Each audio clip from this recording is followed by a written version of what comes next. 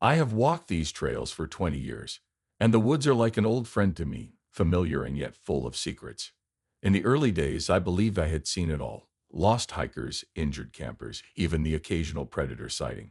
But there's a truth about the park that I learned slowly, one case at a time, and it's not something I talk about with visitors. Some people go missing out here, and sometimes we don't find them. When we do, there are times when they're not quite the same. The first time I felt the real weight of that truth was when the little girl went missing. It was a warm summer day, clear and bright, the kind of day that draws families to the park in droves.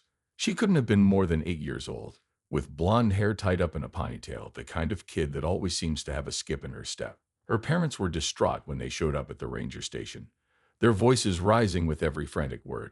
They said she was there one moment and gone the next, not even a scream or a rustle in the brush to give a hint of where she might have gone. It happens sometimes. Kids get curious, wander off the trail, but as we searched, something about this case felt different. We organized search teams and combed the area where she was last seen. Hours stretched into days, and we found nothing but silence. It was as if the forest had swallowed her whole. The search took us into the denser parts of the park, places where the light barely breaks through the canopy and the ground is thick with ferns and moss. That's where we found her, sitting in a small open clearing that I didn't recognize, and I thought I knew every inch of these woods. She was there, cross-legged in the grass, staring straight ahead as though the world beyond the clearing didn't exist.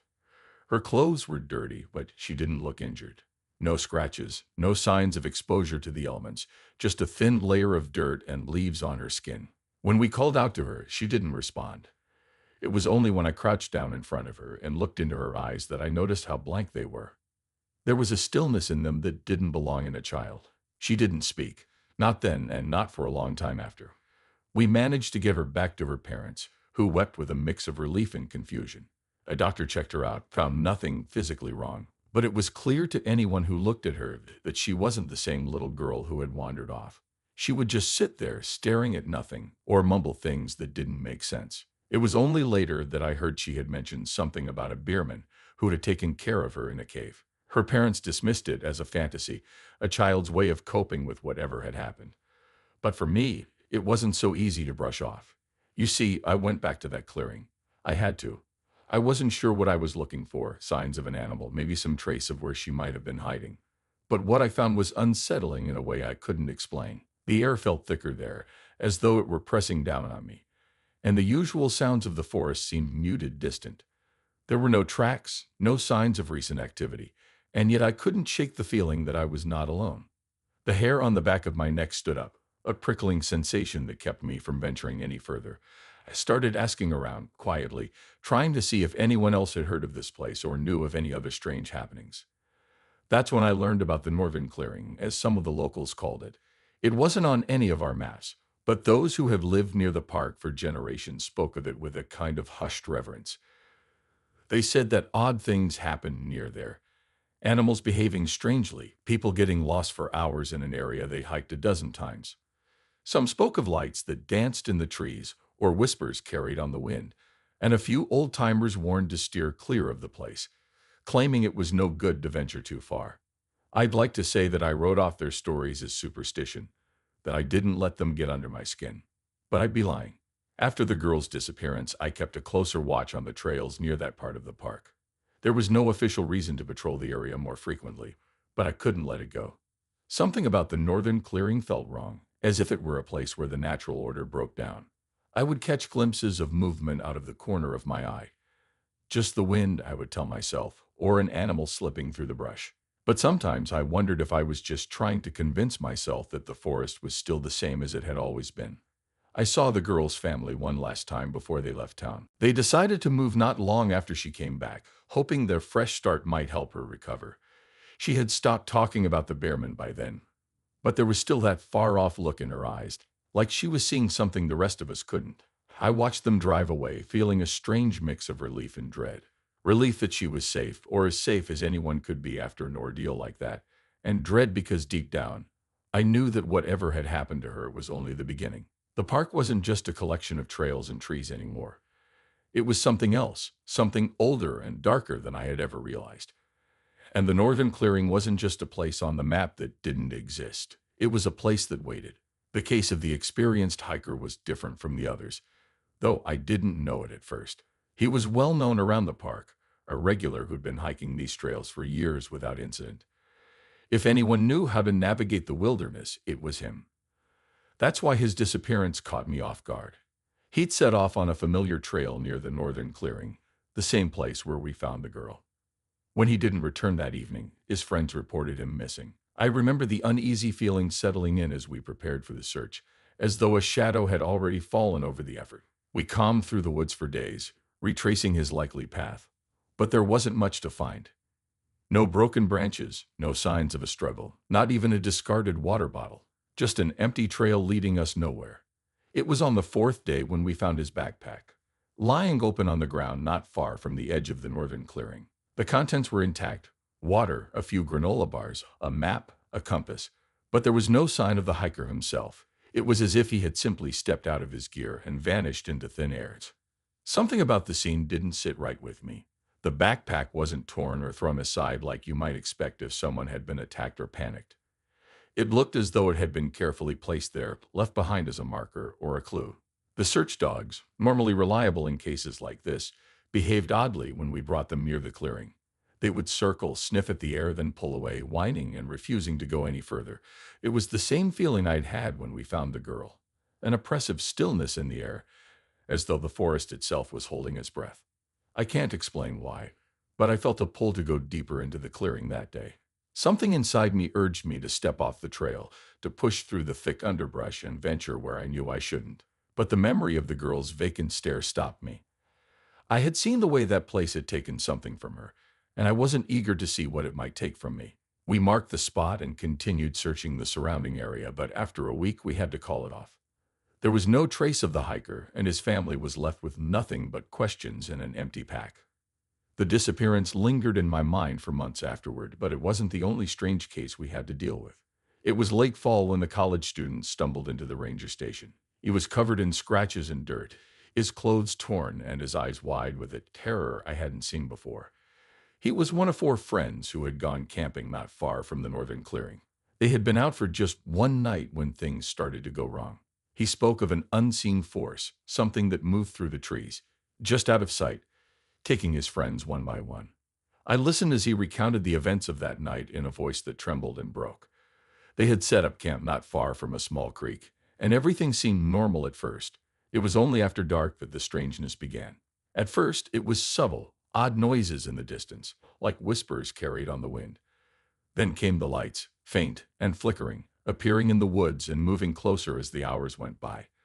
The student described feeling an overwhelming sense of dread, a certainty that something was watching them, closing in.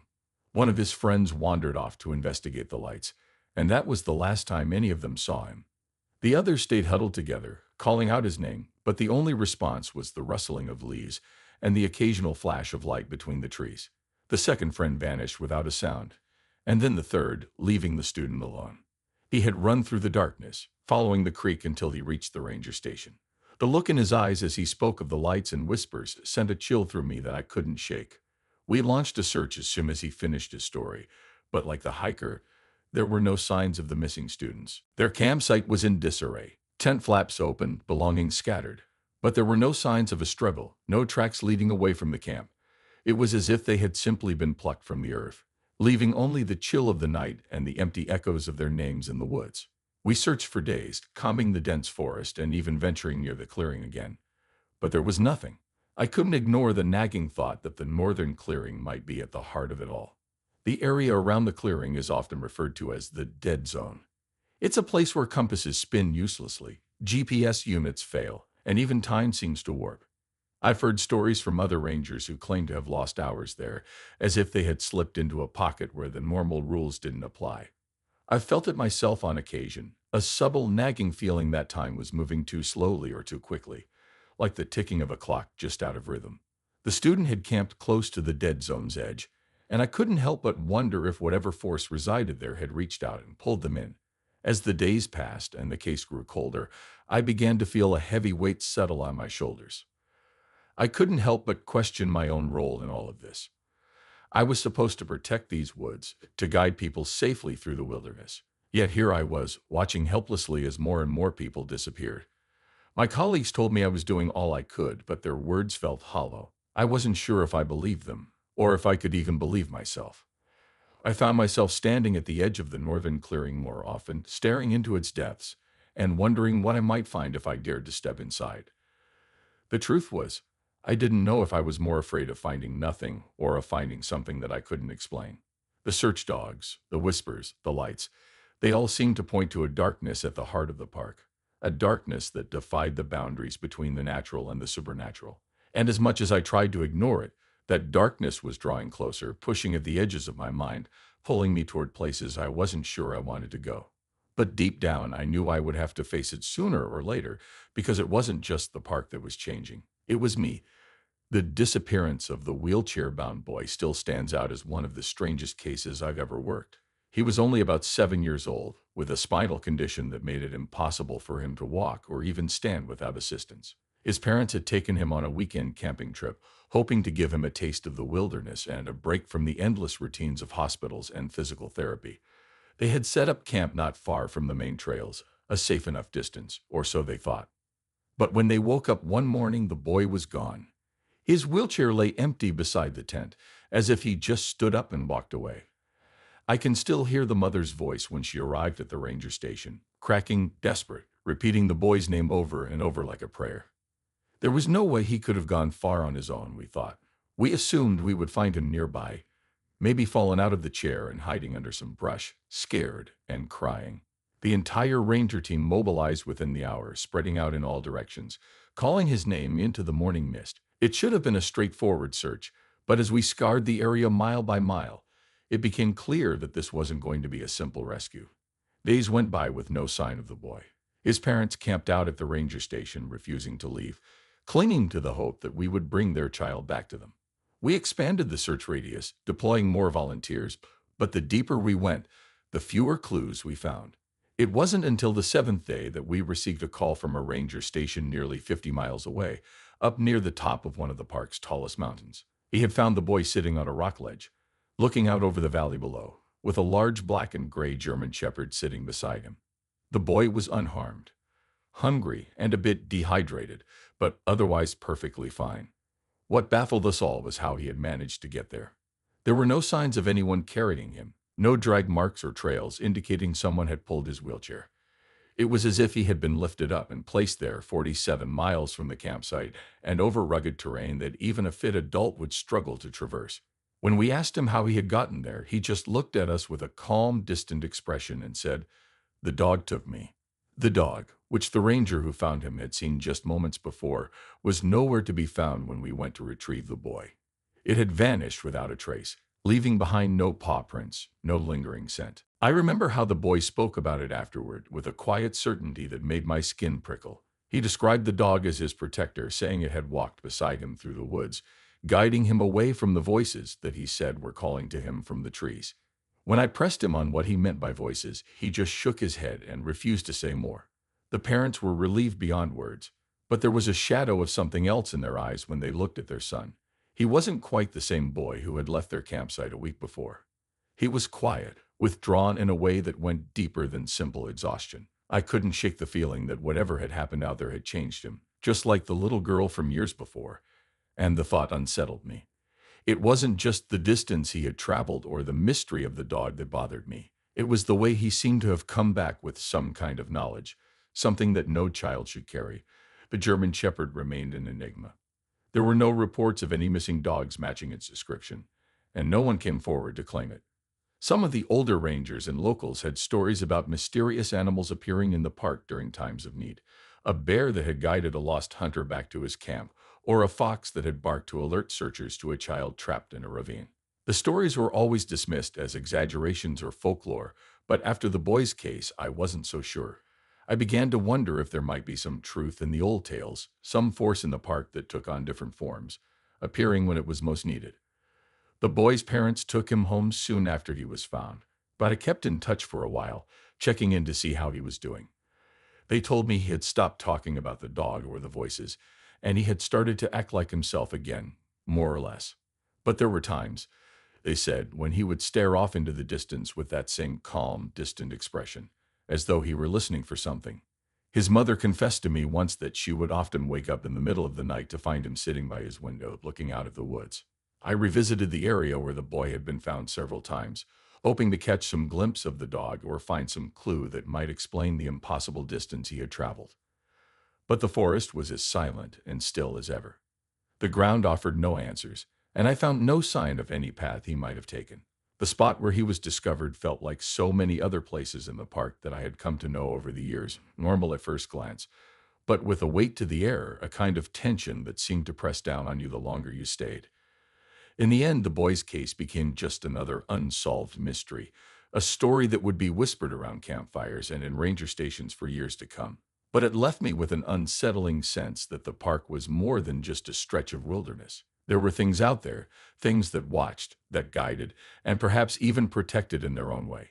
The lines between the natural and the supernatural, between folklore and reality, were beginning to blur, and I couldn't help but wonder if the dog had been a guardian of sorts, or if it was something else entirely, something beyond my understanding. And as much as I tried to leave the unanswered questions behind, they kept finding their way back to me, like the whispers of the forest calling me deeper into the unknown. It seemed that the further I ventured into these woods, the more the park's secrets unfolded, one mystery at a time, drawing me toward places I was no longer sure I was ready to explore. But I knew I had to keep searching because there were still others out there, others like that little boy, who might need someone to find them, even if they couldn't be brought back the same as before. If there's one thing I've learned after all these years, it's that the park holds secrets even I can't explain, no matter how many times I walk the same trails. But there's one phenomenon that continues to defy any logic I try to apply: the staircase. Over the years, reports have trickled in from hikers who claim to have stumbled upon a set of stairs deep in the woods, far from any old structure or remnants of civilization. Most describe them as ordinary stairs made of wood or stone, sometimes covered in moss. But the strange part was where they led, or rather, where they seemed to lead hikers when they climbed them. The first time I encountered a staircase was several years ago, not long after the boy was found on the mountain. I was patrolling an area near the northern clearing, the place that seemed to crop up far too often in these strange cases. I had taken a turn off the main path, following a faint trail that I don't recall ever seeing before. And there, in a small patch of thick trees, I saw it. A wooden staircase, perfectly intact, rising out of the forest floor and reaching about 10 steps up before ending abruptly. I stood there for what felt like an eternity, just staring at it. The stairs looked old but sturdy, with leaves gathered on the treads, as though they had been there for years, undisturbed. There was something about them that didn't feel right. It wasn't just the oddity of finding stairs in the middle of the woods. It was the way the air seemed to change around them, growing colder and stiller. The usual sounds of the forest faded, as if muffled by an invisible barrier. I felt a pull to climb them, a quiet but insistent urge that whispered to me from somewhere deep in my mind. I didn't give in to that urge, though. I backed away slowly, keeping my eyes on the staircase until it was hidden once more by the trees. The rest of that patrol, I couldn't shake the feeling that something was following me, or maybe waiting for me to turn back and climb those steps. I didn't tell anyone about what I saw, not at first. There was no way to report it without sounding like I was losing my grip. But after I found the stairs, I started noticing patterns, reports of hikers who'd gone missing, and then turned up miles from where they'd been, often disoriented or with hours they couldn't account for. A few mentioned seeing stairs before everything went blank. There was one account I'll never forget, a woman who returned to the station after being lost for 2 days. She had been hiking near the northern clearing when she came across a set of stone steps, half buried in the earth. She climbed them, and as she did, she said, everything around her seemed to shift. The trees bent at strange angles, and the colors of the leaves changed in ways that didn't make sense. She described feeling like she was in a different place, a place that looked almost the same but wasn't. She had walked down the steps immediately, but after that she said she couldn't remember where she had gone, or what she had done for the next 2 days. The more I heard about these stairs, the more convinced I became that they weren't just random structures. They felt like thresholds, places where the ordinary rules of nature didn't quite apply. Some of the older rangers had stories about the stairs, though they mostly laughed them off, saying that they were just remnants of old hunting camps or forgotten cabins. But there was always a glint in their eyes, like they knew something more and were afraid to speak of it. I didn't push them for answers. I had learned by then that some secrets in the park are better left undisturbed. Then there was the case that made me reconsider everything I thought I knew about the staircase. It happened in the late winter when a small group of seasoned hikers came across a staircase made of metal, old and rusted, with jagged edges and bolts sticking out at odd angles. It was different from any I had heard of before, and when the hikers climbed it, they claimed the air grew thin and cold, as if they were standing on a mountain peak. They described a sense of vertigo, a feeling like they were falling even though they stood still. One of them reached the top and immediately collapsed, as though he fainted. When the others brought him back down, he was dazed and incoherent, mumbling about a place between worlds. He couldn't explain what he meant, and when he finally came to, he didn't remember seeing the stairs at all. His companions swore up and down that he'd climbed them, but he insisted that the last thing he remembered was the beginning of the hike. I went out to the spot where they said the stairs were, but there was nothing there, not even an indentation in the ground where they might have stood. It was as though they had disappeared, taking their mysteries with them. I started piecing together what I could, collecting stories and sightings of the stairs in my spare time. The accounts were inconsistent. Sometimes the stairs seemed to lead to nowhere. Other times they seemed to transport people, if only for a moment, to places that existed outside of our reality. The northern clearing came up frequently in the reports, as did other areas known for unexplained phenomena, like the dead zone. I didn't know if the stairs were connected to the missing people, the lights, or even the strange animals that appeared from time to time. But I had the sinking feeling that the staircase was part of the park's deeper, darker secret, a secret that was never meant to be understood. The closer I looked into these cases, the more I felt the park pushing back. It was hard to describe, but the atmosphere seemed to change, as though I was trespassing somewhere I didn't belong. I remember one day in particular when I was patrolling near the edge of the dead zone. The air grew heavy, and time felt sluggish, the minutes stretching longer than they should. I turned around and saw the faintest outline of a staircase in the distance, half obscured by the mist, but when I blinked, it was gone. It was almost as if the park was giving me a glimpse, a warning, and then hiding it away again. In the end, I realized that I might never understand the true nature of the staircase or why it seemed to appear and vanish at will. But I knew one thing for sure. The park was not just a collection of trails and trees. It was a place where the boundaries blurred, where natural laws bent, and where the past, present, and something else entirely seemed to converge. The mysteries weren't just in the woods. They were woven into the very fabric of the place, as much a part of the park as the trees or the rivers. And as much as I wanted answers, I knew that some questions were best left unanswered, because once you start to unravel the secrets, you never know what else might come loose. With the years I've spent here, I've come to accept that not everything needs to be explained. The staircase, the northern clearing, the voices and the lights, they are all pieces of a puzzle that might not have a solution. I still patrol the same trails, still keep an eye on the familiar places, but now, when I come across something strange, I don't always need to understand it. I just need to remember that some mysteries aren't meant to be solved. They're meant to remind us that we are only visitors in a world far older and far stranger than we can imagine. And perhaps that's the most important lesson of all, knowing when to stop looking and simply let the woods keep their secrets.